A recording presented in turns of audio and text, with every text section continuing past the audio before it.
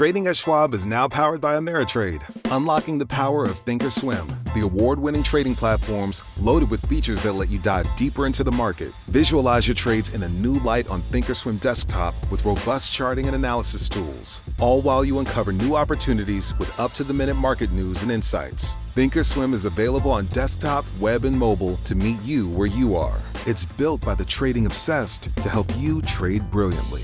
Learn more at schwab.com/trading. You are listening to I Am Refocused Radio with your host, Shamaya Reed. This show is designed to inspire you to live your purpose and regain your focus. And now, here's your host, Shamaya Reed. Welcome to I Am Refocused Radio. Once again, we are here today and we have another show lined up for y'all today. We're going to be talking about money. So it's a very easy show to talk about. But our guest today, Abby Levine, she has a story that goes with that journey. She is known as the Sovereign Architect. She went from a homeless foster child to a self-made entrepreneur, doing a lot of things for a lot of clients. And from her bio says that she's made over 1.7 billion with her clients. So that's very impressive. She has a lot of operating systems that she uses, a lot of methods to upgrade those systems with neuroscience, biology, and other things that we're going to get into. But first and foremost, I want to welcome her to the show because I don't want to take off with this airplane for another 10 minutes about her bio. Just want to welcome you to the show. How are you doing today? Hi, thank you for having me. What an honor to be here with you. Well, I know you're doing a lot of things. I'm very intrigued in your success and your backstory. So that's always the foundation of every episode for our audience. Kind of tell us a little bit about your experience being homeless and also being a foster child. Yeah, absolutely. I definitely had a rough coming up. I was born in a third world country, South Africa. It wasn't a third world country, and it has become a third world country, but there's no government support or anything like that out there. My mom was incredibly traumatized, and so she would just take off sometimes for weeks at a time, and I would be home with my brothers, you know, with like no food in the house and just I was 7 years old, trying to figure out like how I'm going to feed these children. And then she moved us to England when I was 12. And then she had another episode and she just took off. She disappeared. And I was in a boarding school. The only thing they could do was find me a home because I couldn't stay at the school when there was no one there. And so they found me a home. And so I was placed in foster care. And she ended up coming back like 7 or 8 months later. She'd been backpacking around Indonesia and she was ready to be a mom again. And essentially, the foster care didn't let me go, which was really good for me. Really, really great because it gave at least some semblance of stability. But it was a really terrible experience. I wasn't physically abused. I'd been physically abused in South Africa, but I wasn't physically abused in foster care, but every other type of abuse I was, experienced. So when I emancipated from foster care, I actually reconnected with my mom. And she moved to America. And then a year later, I followed her here. And what is crazy is that that's when my journey got even worse. I got married, I had a baby, and then I got separated. And then I was homeless 4 times, had some, sexual assault experiences.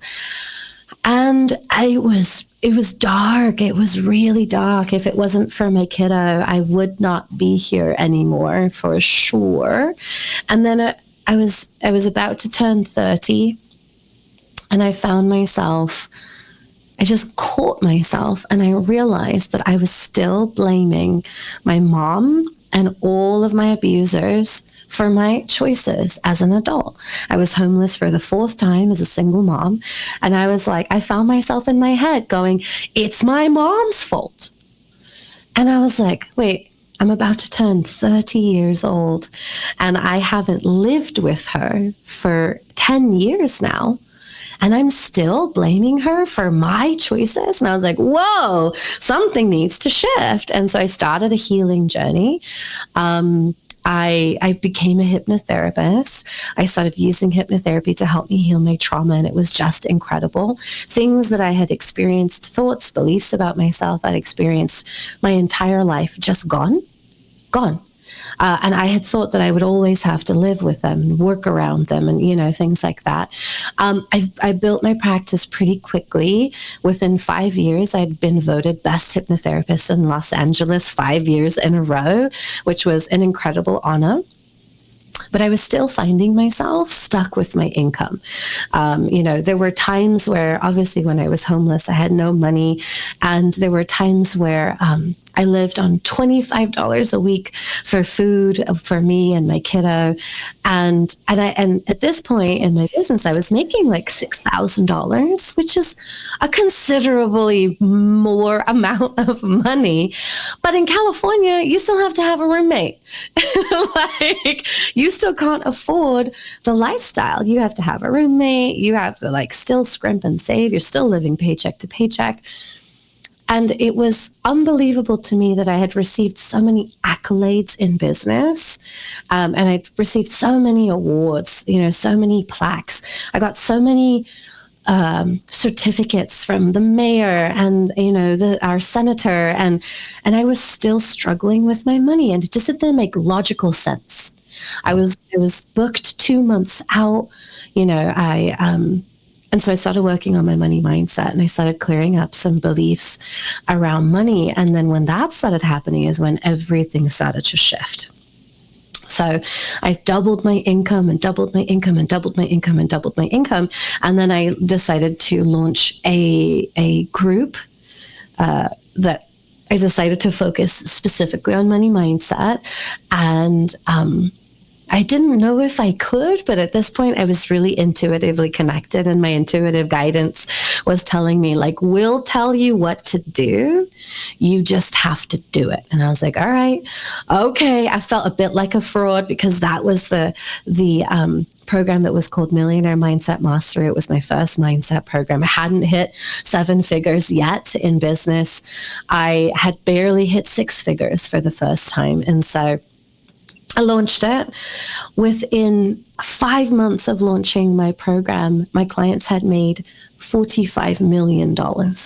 And most of them started at less than $5,000 a month. And I was a little bit shell shocked. There was a lot to take in for me because we were dealing with money very specifically and very intentionally. By the end of that year, they had made over $100 million. 125 it was. And it just kept compounding from there. The next year, my clients made over $500 million. And so they 5x'd what they had done the year before. And of course, I was only getting feedback from the clients who were working with me at the time. I wasn't keeping tabs on how my clients' income was increasing, after they were done working with me. This was just while they were in the containers. It was really incredible shifts. And that just kept on. And so here we are. We're about 5 years after that.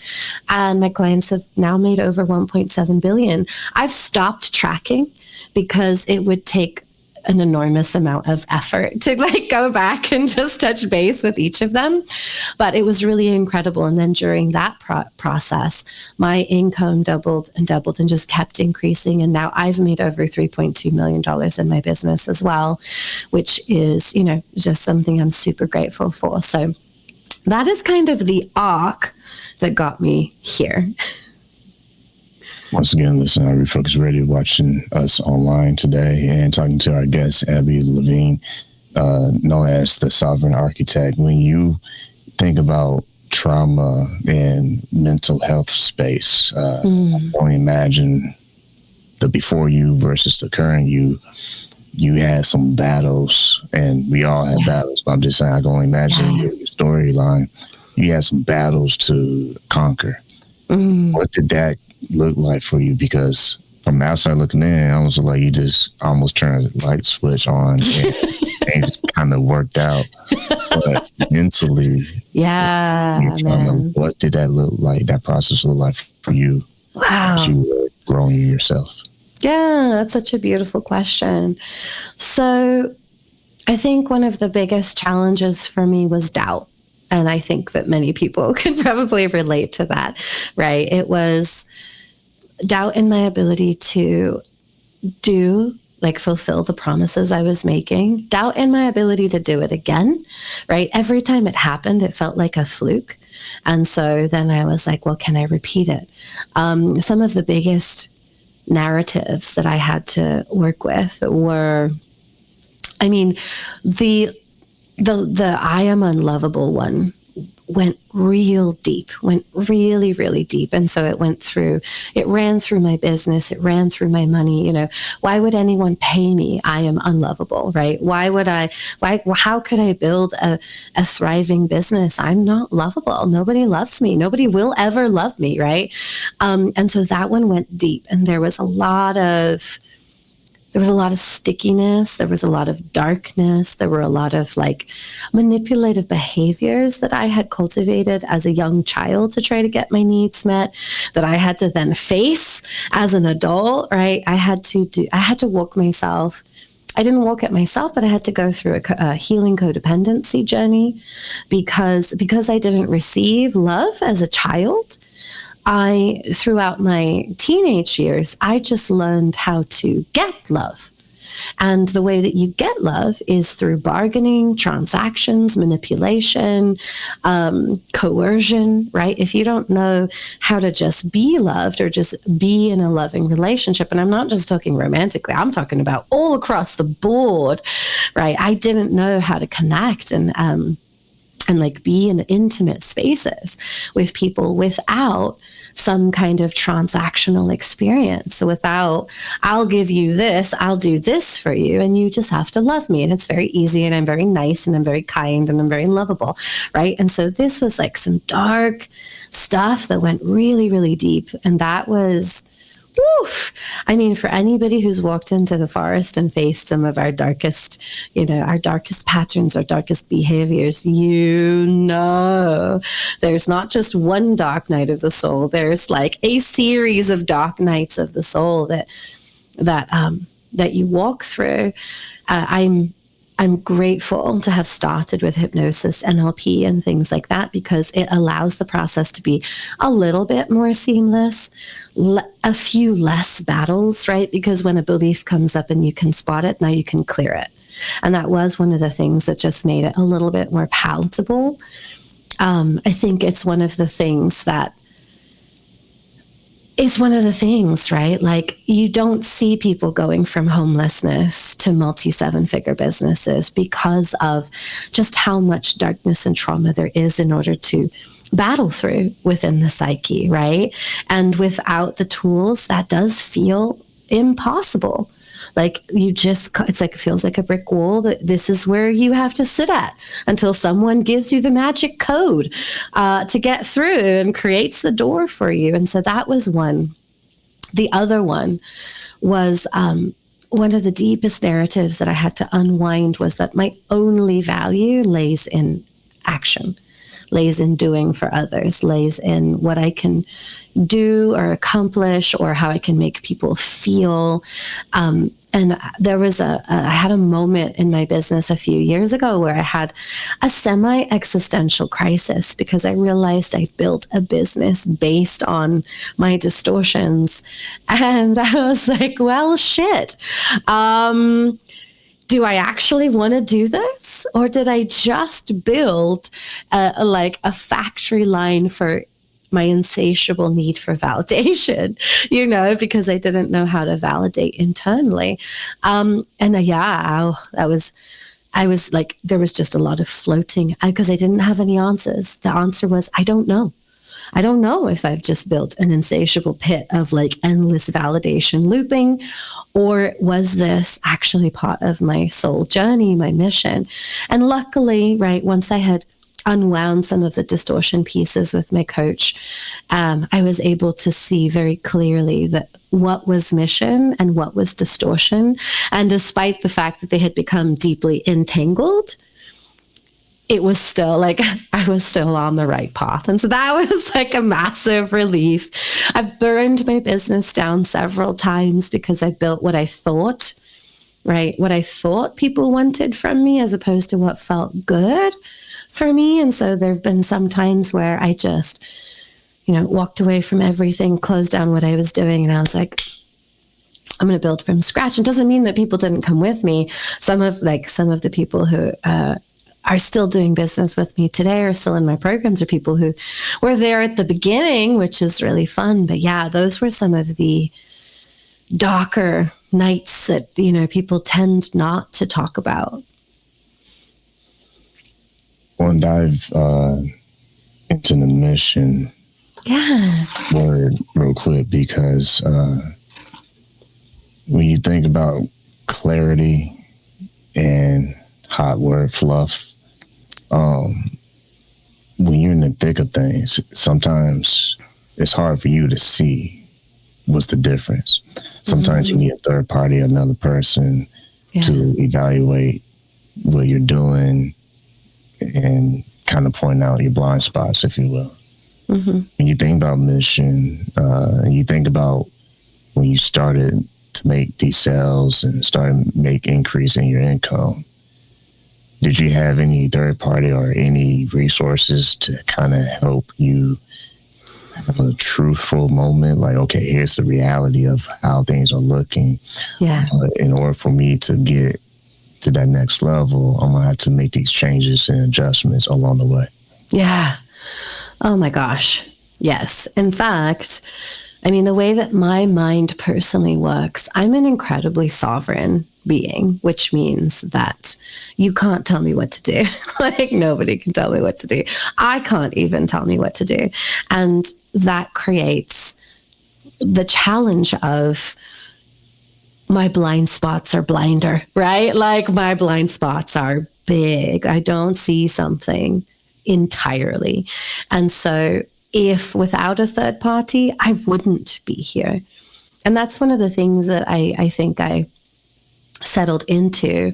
At first, it used to be really frustrating that I would only make major leaps and bounds of progress when I had a coach, whether it was a business coach or maybe a spiritual mentor or a healer that I was working with. It was really frustrating that I had all the tools and I still needed a reflection. I still needed that mirror. And then after a while, I just realized, duh, like, I got myself as far as I could by myself with what I can see, right? Without a reflection, I don't go beyond what my blinders, because my blinders are unseen. They're in my unconscious mind. And so, the whole time, there were times where I took time off from a coach or, a mentor in order to integrate. And some of those times were maybe a year where I just needed to be, there was a time, my year where I made my highest income, the first time I hit 7 figures in 1 year. I didn't do nothing for 9 months after that. I just needed to be. I felt like I had been running my whole life. And for a second, I felt like I just wanted to stop running and rest and integrate. So there are times where I just needed to rest. I needed to stop moving. But every time it's time to move again, I'll usually get a mirror in place. So because that just allows me to slice through whatever's stopping me that much quicker. I don't have to sit there and wrestle with it. I can just be like, hey, what are you seeing? And then they'll reflect back to me, oh, this is it. And I'm like, thank you. That was very helpful. And either they walk me through it or I walk myself through it. And we say slice through. I'm a visual person. I'm thinking of someone who has to use the skills and tools that is already making something that they have that's valuable even better. So for our listeners and our viewers, kind of touch on that. What were some of the tools, some of the skills that you were working on to slice through? Because you can't slice that pie or whatever with, well, maybe you could, but with a dough knife, See, it's not going to be Right. I mean, having someone to reflect back to me has been the biggest thing for me. I work really well with people who agitate me because the things that they agitate are the things that need to be resolved. So now that doesn't mean I'm looking for people who are like just a dick. It means that, someone who I can feel has a very pure intention and is good at what they do and is very clear, and then shows up. And in their showing up, I just feel like I want to tell them to F off or things like that. That is the cleanest way for me to see what needs to be sliced through, right? It's the cleanest way for me to see what the pile of shit actually is. And then the actual slicing through is a variety of different tools. For me, NLP was one of my favorite go-tos. There's a specific, and for anybody who doesn't know, NLP is neuro-linguistic programming. There's a specific type of NLP called timeline therapy that clears limiting beliefs at their root. So you don't even have to hack away at it. You just have to find the belief and then you can clear it. That was very effective for me. Yeah, that's a great question. What are some others? A groundbreaker for me was nervous system regulation, which is actually something that's relatively new. But nervous system regulation allowed me to feel safe even when the external environment dictated that I should not feel safe, whether it was because of money or political reasons or, some crazy stuff that the government's doing or whatever it was, relationship stuff, being able to regulate regardless has essentially given me, and my favorite book to recommend for that is Polyvagal Theory for Therapy by Deb Dana. It tells you the science behind nervous system regulation, why a dysregulated nervous system is so destructive to your business, to your life, to your money, your income. And then she gives you 50 plus ideas on how to best regulate your nervous system. Because essentially what you're creating is an internal feeling of safety. And most people lean towards relationships or money in order to feel that internal feeling of safety.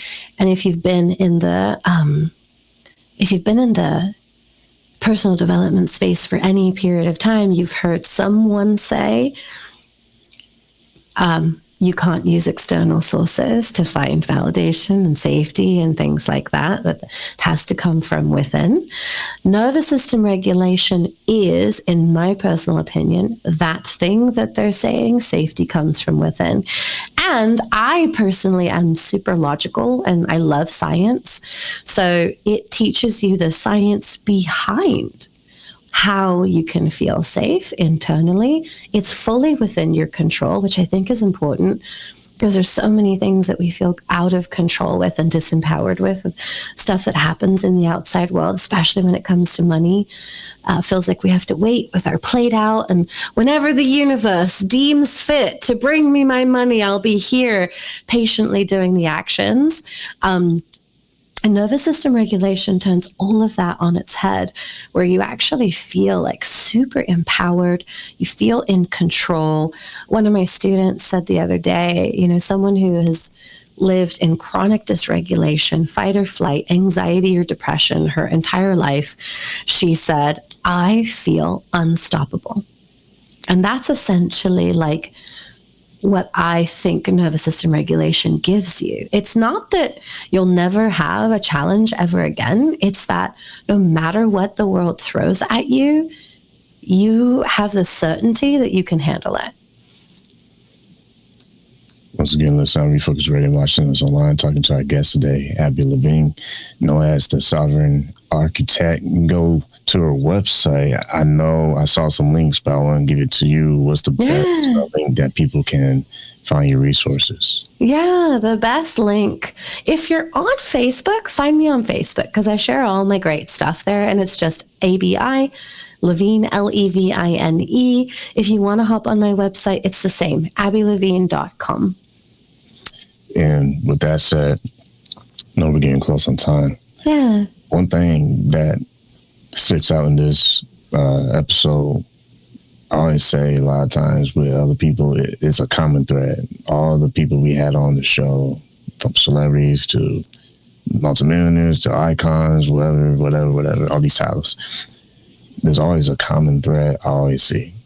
I'm going to share with the audience. Yes. The common thread I see is that, to her point, Abby's point, it's not that challenges will never come. It's your response to the challenge. You know, because no matter where you are in life, you still get to make the choice what's next. In other words, like I heard people say it many times on this show, different careers, different backgrounds, professionals, and they say it's not about people coming to rescue you. So you gotta get that loud and clear. Like you gotta put that on a giant billboard. No one's coming to rescue me and fix any problems I might have now or in the future or in the past. Mm-hmm. But when you look in the mirror, I had someone, a doctor, on just yesterday, and she said she looked into her own eyes when she saw that reflection in the mirror. And just paraphrase what she said she began to speak life to herself. Like she began to say, it's you and me. Like everyone's gone. Mm. If I want to live my best life, it starts. I see you. And what she was saying was she started speaking positive life, challenging herself, saying, okay, let's just be real. It's me and you right now. Mm-hmm. We got this, we got that, we got some things we got to address. That's one truth. The next truth is, okay, what do we got to do? Mm. Okay, what's that next thing? Mm. And then it's almost like what you're saying earlier about being able to face those challenges in a better position because mentally you're a stronger person and emotionally you're ready for whatever's coming, because if you feel like nothing can stop you, it's probably because you're in the right mindset to actually operate. Yeah. So it's not just about understanding what skills you might need, because you can be the skillful, most talented person on the planet, but someone who's less talented than you can still outpace you if they got the better work ethic. 100%. Yeah. So I'm not saying a lot. Yeah, that was well said. Yeah, well said. Thank you for sharing that. What do you think people who are watching can start being conscious of today as far as life? Let's just keep it very simple. Yeah. There's one value system I can do starting today, so that way I can actually start evolving into the person that I was always meant to be. Because it's easy to be like, oh, well, woe is me, and it's so difficult, and it's everyone else's fault. Mm-hmm. But when you start to understand, it's you and me, man. Mm-hmm. It's time for us to adjust. It's time for us to see what is holding us back. What would you say? Yes. That one valuable thing they can start doing. Yes. A thing that will see you through everything is just continuing to remind yourself that you always have choices, right? It's like every time you're at a crossroads for a decision, or every time you feel like you're being backed into a corner, and even just today, right now, where do you feel like something's backing you into a corner that you don't want to be in, or you're having to make a decision that you don't want to make, or you're getting pressure from externally that you don't want? we are groomed to believe that there is a certain set of things that we should do. And my immediate invitation to everyone is realize it's all bullshit. The only thing that matters is, what do you choose? What do you choose? What are you going to choose? Are you going to choose to do this because you should? Are you going to choose to not do it and deal with the consequences, right? Like, sometimes the choices aren't roses. It's not like walk through a poppy field and hold hands with bunnies or go down the scary thing. Yeah, that would be amazing. No. I'll be in there right now. Yeah, exactly. But it is, what do you choose? And when you can choose from a space that feels really, really truthful to you, right? As it could be as simple as someone, you having said yes to an event tonight and you don't want to go, right? You don't ever have to. You have a choice in that. You're never, ever, ever, ever backed into a corner where you have no choices. And when people can start to remember at every single decision point that they always have a choice, that is when empowerment starts to bleed in to their life in a flood that they cannot undo, right? It just brings back that sense of, oh yeah, I do get to control. We cannot control the external environment, but we can control how we, exactly like you said, how we choose to respond. And when we remember that every single thing we do is a choice, we have power in every single moment. When you start getting serious about things in life and you start paying attention to successful people, you know, whether it's an athlete, military person, CEO, you know, the list is long. You know, your favorite song, your favorite genre, they're valuable, they're favorites for a reason, you know? And until we can really work on ourselves, we're always going to be that meh, you know, average, forgotten, overlooked, because that's how we identify ourselves. Yes. The moment we start to see, no, I'm not meh, I'm not average, I just need some work. I need some construction. Like, it's kind of messed up. Like in San Antonio right now, it's all this construction everywhere. And everyone's drive. Right. But that's part of being able to understand this is where I truly am right now. Yes. That's the harsh reality, but you don't have to stay that way. Correct. You can actually get to that other side where it's green, or you can just start watering the grass, you know, in your place right now and make that green. Absolutely. But it's all about, am I going to work on myself the way I need to? Because it's going to be hard, but I had someone say this, I'm going to close it at this thought.